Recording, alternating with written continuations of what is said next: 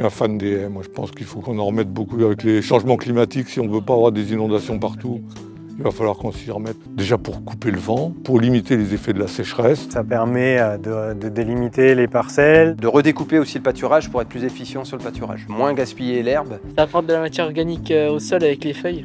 Puis ça attire les vers de terre, ça fait vivre le sol, quoi.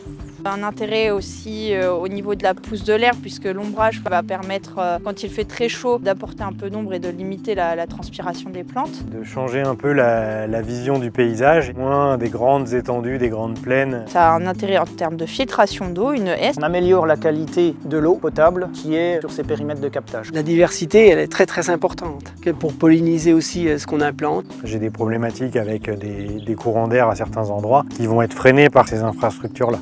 Et du coup favoriser, améliorer la pousse de l'herbe et garder un peu d'humidité qui est présente sur ces milieux-là à certaines périodes, quoi. Donc il faut en réimplanter des haies.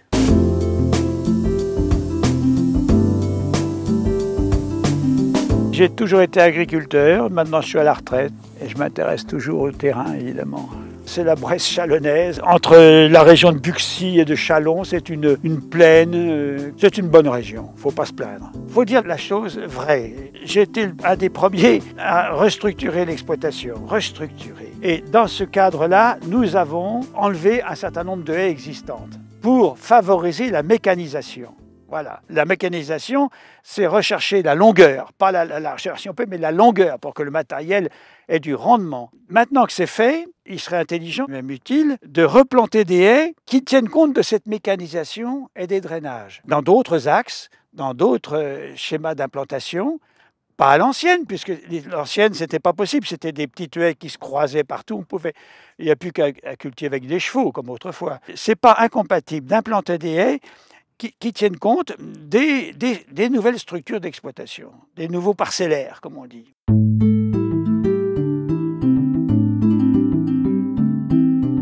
Je suis installé depuis 2017 sur la commune de Bontboyon. J'exploite 120 hectares de culture en semi-direct sous couvert permanent. Quand je me suis installé, j'ai vu que j'étais dans une zone vraiment de grande culture avec des grandes parcelles, des espaces assez ouverts et j'ai toujours eu cette envie de replanter de l'arbuste et de l'arbre pour avoir des zones à forte biodiversité. C'est un projet qui a commencé très tôt après mon installation, mais on n'avait pas les financements, j'étais pas propriétaire des parcelles. De fil en aiguille, je pouvais rentrer mon projet dans le projet régional et je suis parti assez vite dans cette mise en place de projet. Il y a plusieurs avantages.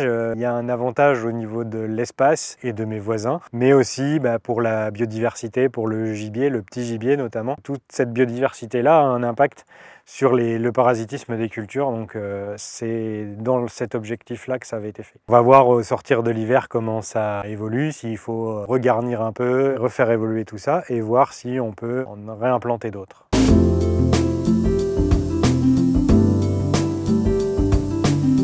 C'est une commune qui est située sur une petite colline et pour l'instant c'est un village qui a à peu près 200 habitants. Ces 200 habitants, on a la chance d'avoir 3 agriculteurs encore, dont 2 en bio. Dans le conseil municipal, on a quand même une sensibilité à l'environnement et à notre biodiversité autour du village. On avait un chemin qui longeait des champs et il n'y avait pas du tout d'ombre le long de ce chemin. Et on s'était dit, ce serait peut-être pas idiot de mettre en place une haie qui à la fois permettrait de limiter les écoulements d'eau pour éviter le ruissellement trop important, et puis ça nous permettrait aussi peut-être plus tard d'avoir un peu d'ombre le long de ce chemin pour les gens qui se promènent à pied. Et c'est parti comme ça ce projet, et puis on a contacté la chambre d'agriculture, et ils sont venus voir, on a monté un dossier avec eux, et du coup on a planté cette haie, et c'est une haie qu'on a plantée avec les habitants du village. On a fait un chantier collectif, et c'était vraiment sympa, on a mis une matinée à faire ça. On a planté 150 mètres de haies, d'espèces différentes, locales bien sûr. Et voilà, puis maintenant on attend qu'elles poussent. On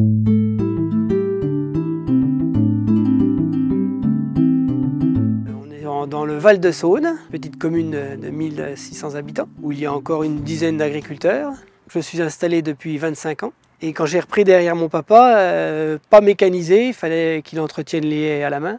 Donc il avait décidé depuis longtemps de ne pas faire pousser les haies sous les clôtures. Et quand je suis arrivé, passionné par l'élevage, j'ai remis en pré certaines parcelles, donc il n'y avait pas du tout de haies et pas du tout d'arbres. C'est difficile de faire pousser une haie sans refaire beaucoup de clôtures autour, parce que les vaches, elles grignotent les arbres qu'on implante, quoi. Donc cette année, j'ai décidé de réimplanter vraiment des haies parce que j'ai un problème d'ombre. La première priorité, c'est pour faire de l'ombre à mes vaches. Mais il va peut-être falloir compter une dizaine d'années pour que ça fasse vraiment de l'ombre aux vaches. Mais on va être patient.